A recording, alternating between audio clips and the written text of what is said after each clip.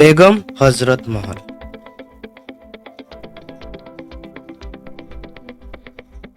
বেগম হজৰত মহল অৱধ ৰাজ্যৰ বেগম আৰু ভাৰতৰ স্বাধীনতা সংগ্ৰামী আছিল।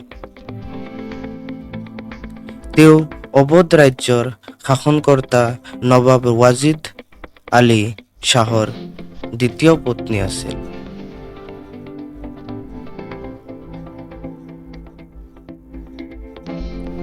সৰুতে হজৰত মহলৰ নাম আছিল মুহাম্মদী খানুম। তেওঁৰ জন্ম 1820 চনত ব্ৰিটিছ ভাৰতৰ অৱধৰ ফৈজাদাবাদত হৈছিল।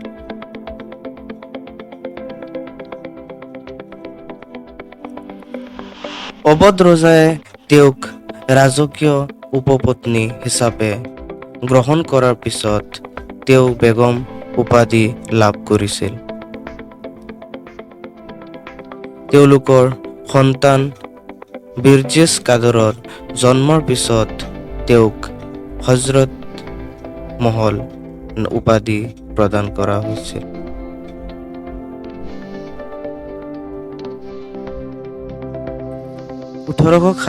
চনৰ ভাৰতীয় বিদ্ৰোহৰ সময়ত তেওঁ ব্ৰিটিছ ইষ্ট ইণ্ডিয়া কোম্পানীৰ বিৰুদ্ধে বিদ্ৰোহ কৰিছিল।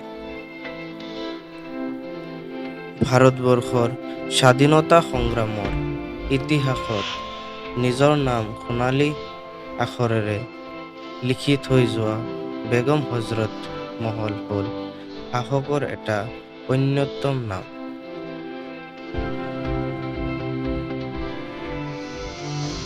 বৰ্তমান সময়তো বেগম হজৰত মহলৰ দক্ষতা, বিচক্ষণতা, সাহস, দেশপ্ৰেম সকলোৰে বাবে আদৰ্শ আৰু অনুকৰণীয়।